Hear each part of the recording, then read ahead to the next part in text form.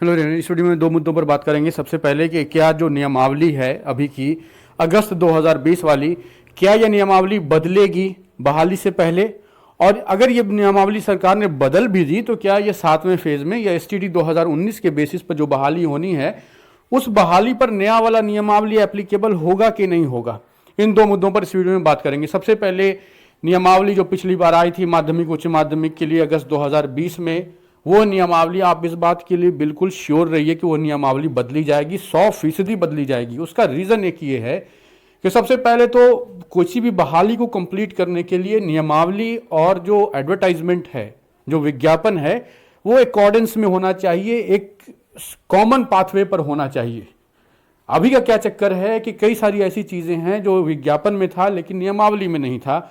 जैसे कि BTech computer science से अगर बात करें तो उसमें बीटेक वालों को, ग्रेजुएट जो कैंडिडेट हैं जिन्होंने बीटेक कर रखा है या बीटेक कंप्यूटर साइंस आईटी वाले जो कैंडिडेट हैं, उनको पोस्ट ग्रेजुएशन के लिए अलाउ करने का कोई प्रोविजन नहीं है नियमावली में।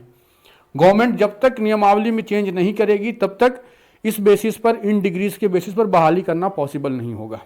एक तो ये वाली बात है। दूसरा है कि गवर्नमेंट ने एज रिलैक्सेशन दे रखा है 10 साल का, और 8 साल का कंप्यूटर का और 10 साल का बाकी सब्जेक्ट्स का, तो ये भी नियमावली में इंक्लूड करना पड़ेगा।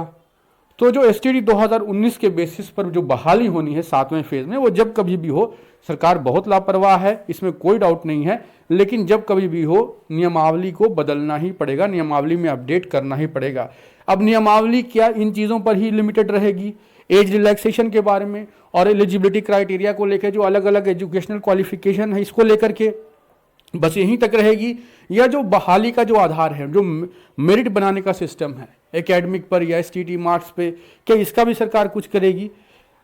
अभी के लिए ये क्लियर नहीं है कि कल को बहाली एकेडमिक पर होगी और या फिर एसटीटी मार्क्स पे होगी या कुछ वेटेज का सिस्टम होगा। अभी कुछ भी क्लियर नहीं है और इस बात को पुख्ता तौर पर कहा भी नहीं जा सकता है। कल को अगर सरकार बहाली के जो नियमावली है उसमें अपडेट कर दे तो जो बहाली का आधार है एकेडमिक या एसटीटी, कुछ बदलाव करेगी कि नहीं करेगी, इस बात को श्योरिटी से नहीं कहा जा सकता।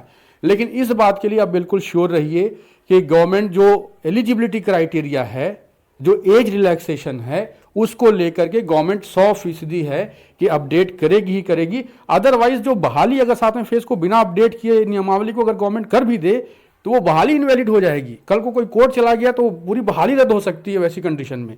इसलिए आप श्योर रहिए कि नई नियमावली आएगी, वो महीने में आए, 2 महीने में आए, जब कभी भी आए वो आएगी पक्का। अब आते हैं क्या एप्लीकेबल होगा। अभी फरवरी का महीना चल रहा है, मार्च में अगर गवर्नमेंट नई नियमावली ला दे तो क्या एप्लीकेबल होगा? छठे फेज की जो बहाली हो रही है इसमें आप माध्यमिक उच्च माध्यमिक का गौर कीजिए। जिस तरह से मेरिट बन रहा है, जिस तरह से बहाली का आधार तय किया जा रहा है, उसमें matric, inter, graduation, STT marks का वेटेज सब कुछ जोड़ करके फाइनल मेरिट का जो कैलकुलेशन है, फाइनल मेरिट मार्क्स, वो कैलकुलेट किया जाता है। मतलब एक बात तो पक्का है कि ये 2020 वाली जो नियमावली थी उसके आधार पे ये लिस्ट नहीं बनी है। जिस लिस्ट की बेसिस पर आजकल काउंसलिंग चल रही है, छठे फेज के अंदर अगस्त 2020 के पहले वाली नियमावली एप्लीकेबल है। उसका रीज़न ये है कि जिस वक्त लोग अप्लाई कर रहे थे, जिस वक्त कैंडिडेट अप्लाई कर रहे थे, उस टाइम की जो नियमावली एक्टिव थी उसको देखा गया है।